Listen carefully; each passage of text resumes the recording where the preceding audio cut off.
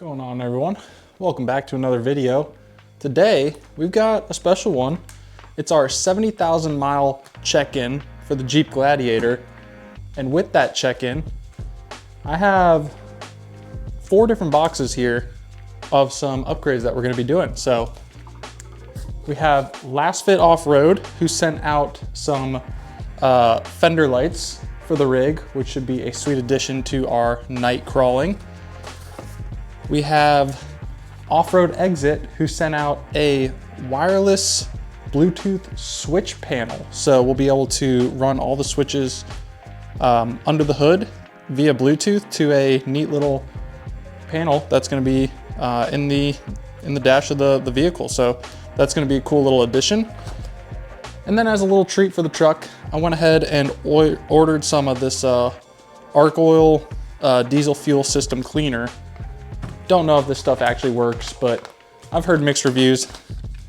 They were having a sale. I figured, why not treat her for her 70,000 mile check-in? So yeah, we'll be talking about pros and cons of ownership over the last 70,000 miles, and then going from there and installing some of these parts, seeing what we can't get on the rig. So should be a fun video. Hope you guys enjoy, and let's break into these boxes.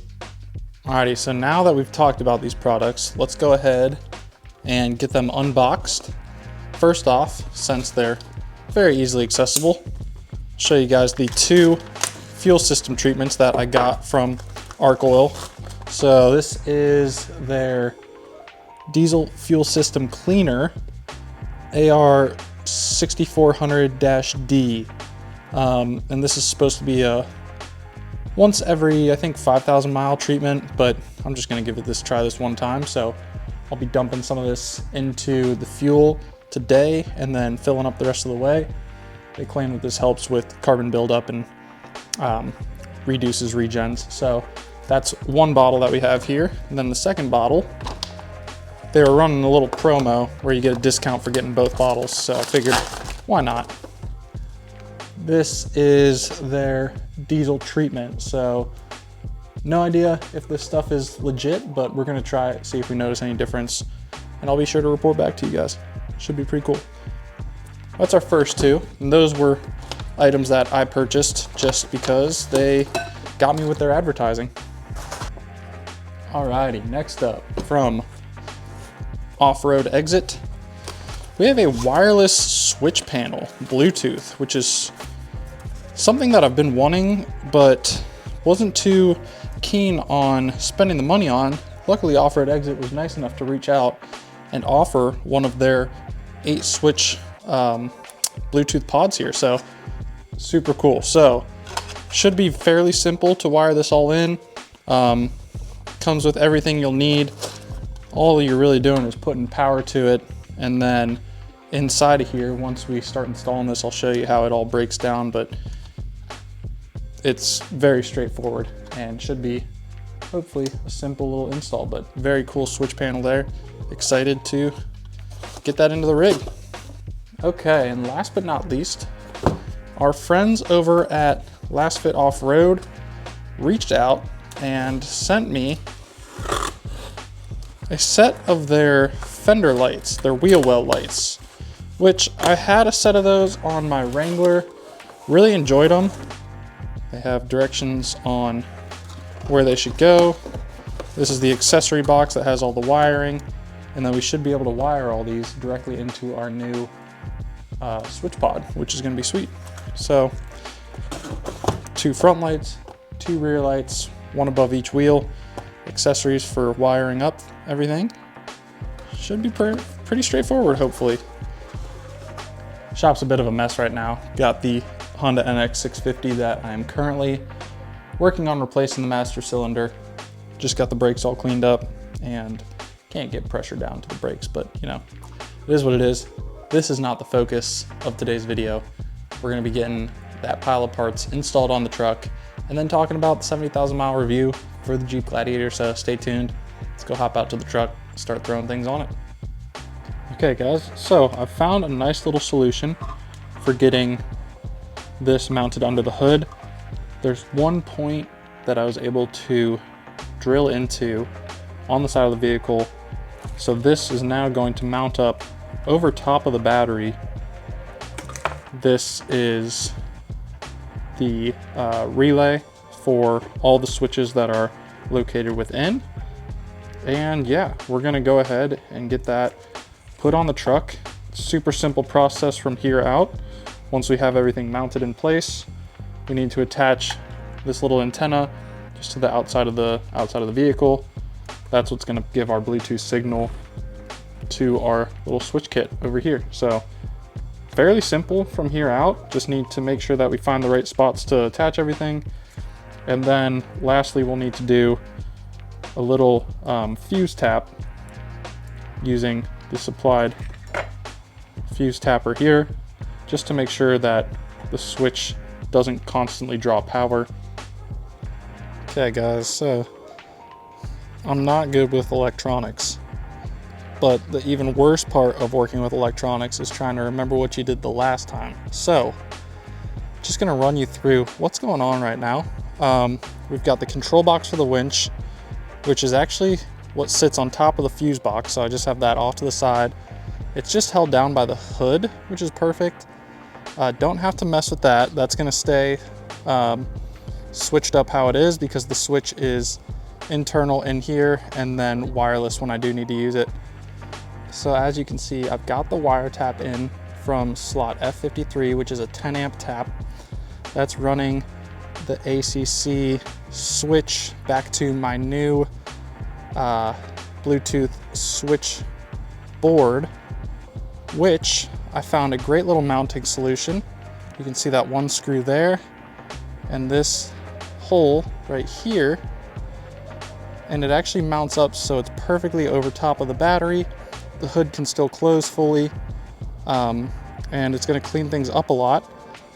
Now we just need to attach our power and our negative cables to the battery. We can test this out, make sure that it is getting power properly using that that fuse location. It should only power on when the vehicle's on, based on what I just tested. Then we have to go through the process of chopping all of this old wiring out, which goes to my pod lights and to my reverse lights. So all that extra cordage will get chopped out, all these relays will be gone, and that should just wire straight in to what we've got right here. And then I was using this little nifty tool right here to figure out which fuse I should tap into. As you can see, this is very solidly wired into its location. I've stripped all of the wiring that I don't need and cut it off. We have our negative to our negative, positive to our positive. Our relay is not yet flipped, so that's going to be part of the final test. We have our ACC cord running into our fuse tap, and we have my two reverse lights tapped into slot number 7 right now. So theoretically, I should be able to fire up the truck, pair this control panel to the switch box, and we should be able to test these lights. So I'm going to fire it up right now and we're going to see what happens. I have no idea if this is going to work.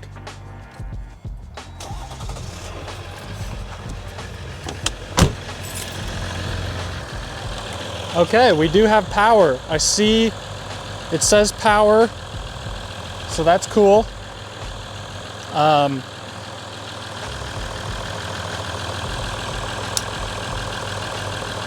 So that's just connected the fuse there. That's good. Now we do the pairing. Oh, all right, they're paired. Good start.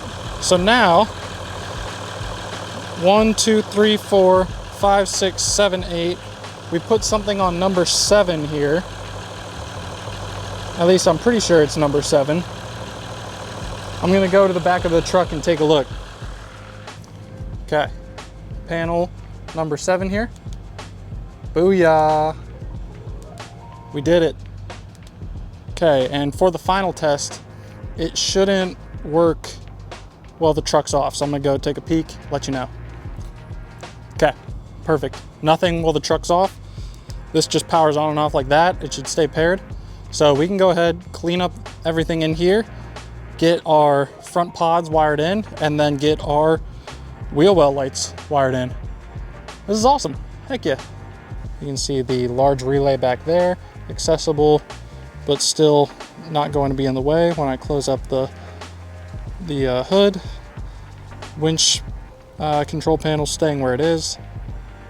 And we were able to wire in our KC pods. So in slot number 6, which is the 30 amp fuse, we have the spot beam, and then in slot number 5 we have the driving beam, which is just like a very low vis yellow, just to add a little cool touch, but able to control both from the switch panel with 2 different switches, which is nice and simple. But as you can see, this tucks in pretty clean right there. So overall, very happy with that. So before we go ahead and install these lights, I'm going to do a quick install to get it out of the way.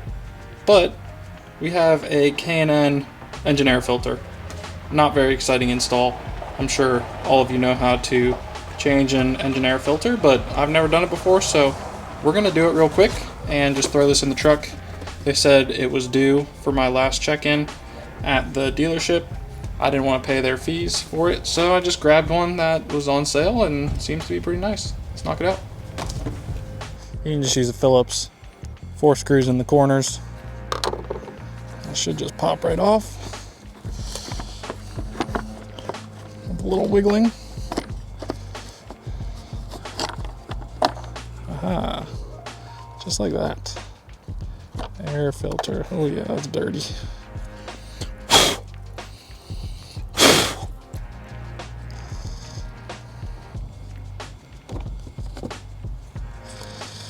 Oh yeah, we're good. Just like that.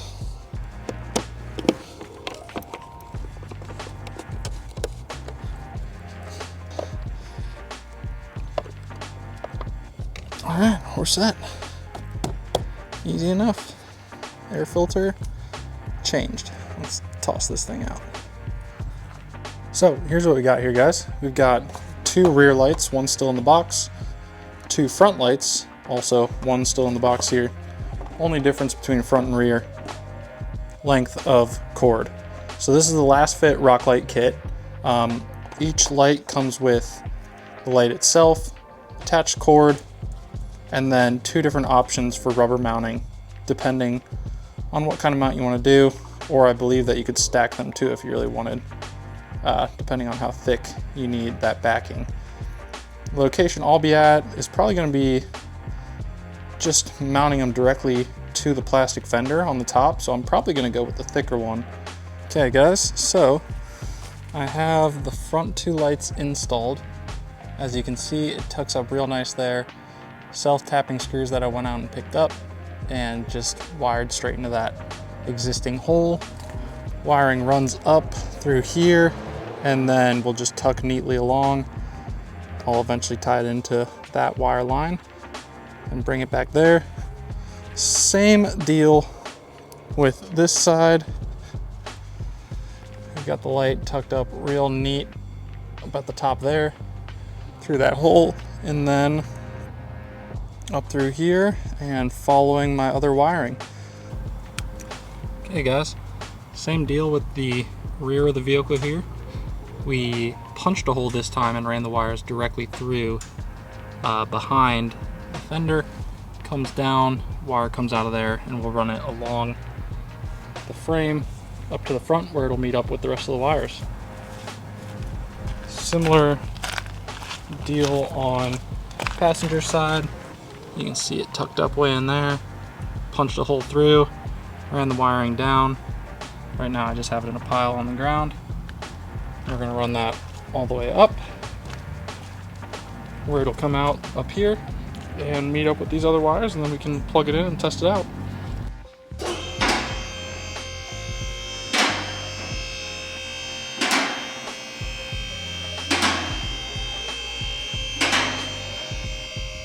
I ended up taking the Jeep to a self-service shop to wire in the rear rock lights to the front of the rig, as well as do a diff fluid change, front and rear. Okay guys, lights are installed. We've got amber and we have rock. So amber, And then rock is just white light for if we're out on the trails. Need some light under the tires. Easy as that. Okay guys, so here is the completed wiring. This is with all of my lights, the fender lights from Lasfit, the 8 switch panel from Off-Road Exit, both installed, wired in. So much cleaner than how it was previously. No more relays, no more fuses. It's just all contained within this little box here. This is all the wiring that we were able to get rid of. When things have multiple different settings, so the Lasfit has an amber and a white light. White light's wired here, amber is wired in here, and just one ground is wired in, and that covers both. So it's 2 different switches control amber versus white light on those fender lights. Able to run the little wiring for the antenna right to the KC here. Got the little antenna just magnetically mounted right there. And then I found a pretty sweet spot for the switch panel control. So let me go show you that right now. As you can see, switch panel sits really nicely right in that little slot below the controls for the windows. Didn't even have to attach it with like a sticky residue or screw it in. It just kind of wedges itself in there, and then I use the Allen wrench to tighten it down, and it's perfect, honestly. So no complaints there. All that's left to do now, talk to you guys about the 70,000 mile review for the truck and how we've been liking it so far. In terms of a 70,000 mile review on the Jeep, I'm not going to get into too many details because not a whole lot has changed since my previous reviews. Things are still going smoothly with regular service, and I've been very happy with my Jeep throughout the time that I've owned it. With over 70,000 miles on the ticker now, she's starting to get up there in age, and I have seen a few different leaks, with the biggest one being from the transfer case. So that's my only concern right now with the vehicle, and something that I will get addressed before my 100,000 mile warranty is expired. The engine still feels torquey. I'm still enjoying driving around on back roads and camping in the rooftop tent, and I absolutely love taking this truck all across the country. Thanks everyone so much for watching, and I hope I see you on the next episode. Peace.